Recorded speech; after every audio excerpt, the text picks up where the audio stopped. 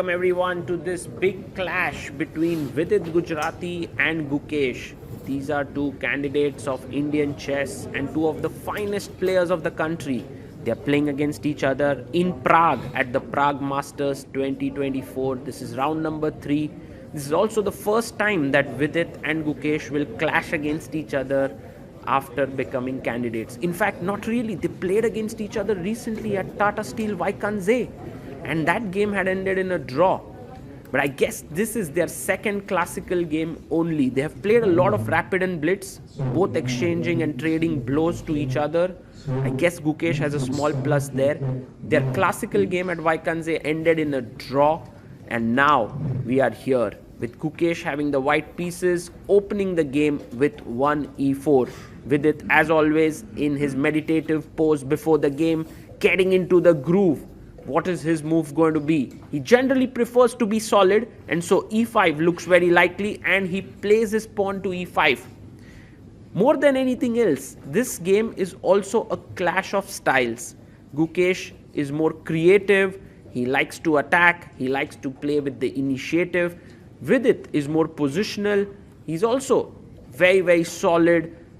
Of late, he has also become very creative, but let's see what happens in this game now. The opening, of course, chosen by Vidit is very solid. He can play the Petrov, which is what Gukesh played with him in Vaikanze, but he goes instead for knight c6.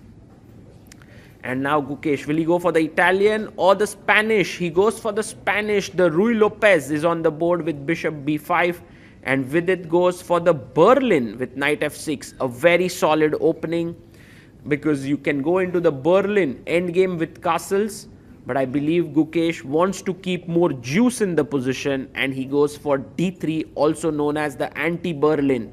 The bishop comes out to c5, and of course we cannot really win the pawn right now after take knight e5 because of queen d4, and you have a double attack. So once Gukesh castles, now this becomes a real threat of taking the knight and taking the pawn. So Vidit protects it with his pawn coming up to d6. Main moves here are c3 with the idea of d4. Gukesh thinks for a bit and plays knight to c3, which is kind of getting the game into 4 knights territory, because now you see all 4 knights are developed here. Vidit quickly castles it out.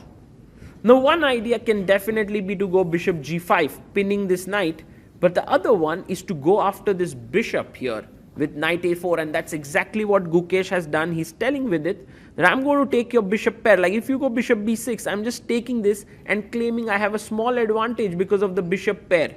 Vidit says, not so easily, my friend. I'm going to go knight d4. He moves in with his knight. If you take the knight, he takes with the bishop. And if you take my bishop here, I will take your bishop. Gukesh takes it. So now taking on c5 is not a good idea, because after I take the knight, I have the bishop pair and also the f4 break. So that's the reason why Vidit takes knight b5. Now Gukesh has a very strong move here.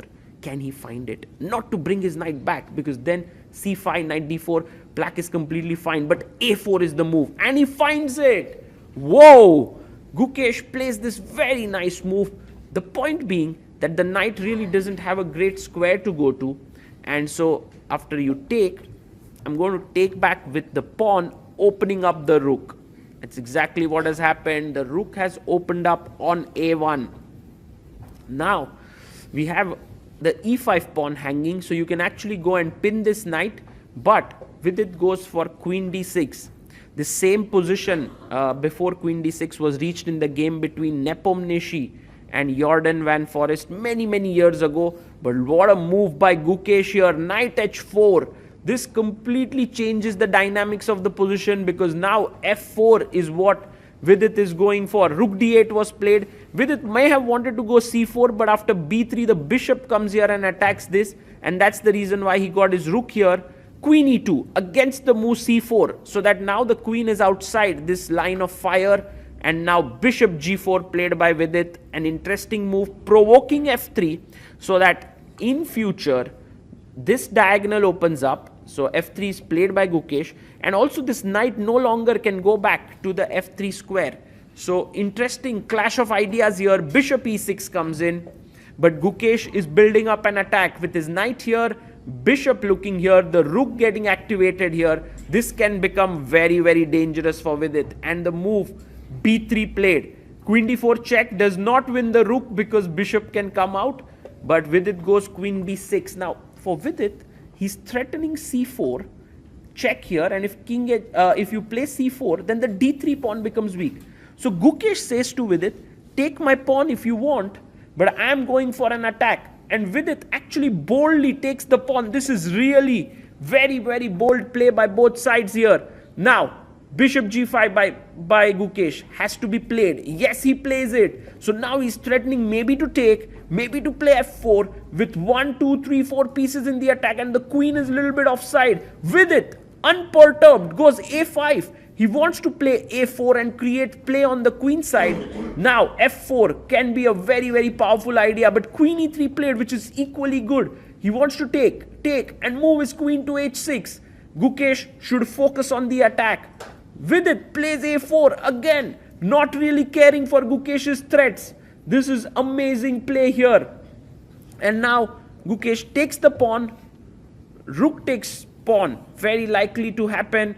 And what white can do next is not to trade the rooks. Yes, here maybe just play rook b1. Once the queen moves away, let's say rook b4, you keep your pieces, go for f4, taking here queen h6. It would be a huge attack. But instead, Gukesh loses focus. He takes on a4. This is not the best idea, because after takes, queen takes, yes, he will recover his pawn back after queen takes c5, but he has lost the focus of the attack. And now Vidit can actually try and defend with queen d4. Very powerful move. Yes, queen c6 played. Nice move there, because if queen takes e5, there is queen takes c2, d3 is weak. So Gukesh now goes into an endgame, but what a position he had where he could attack. Yes, his position still looks good because his pawn structure is bulletproof here, while black's pawn structure is mangled, but still f4 played here. Now Vidit has to defend a bit carefully, because clearly if he is not careful, these pawns can become weak. The rook can eventually enter in. He takes the pawn, and now Gukesh thinking for a bit. He takes, bishop takes f4, attacking this pawn on c7. Now one of the quickest ways to fight for a draw is to play c5, c4. But Vidit first makes this passive move. These passive moves are not easy to make because these players understand passive moves are not good for them. But they do it because Vidit wanted to go c5, c4. But Gukesh has stopped it with bishop e3. And now he goes rook a8, trying to enter in with rook a2, putting pressure here.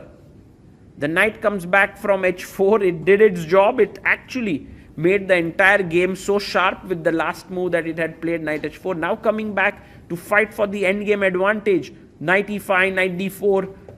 Vidit gets in with his rook attacking the a2, c2 pawn. This pawn needs to be defended with rook c1. I think it's an important one. Yes, rook c1 played, and now there is a small little threat because bishop f4 will put pressure here on c7.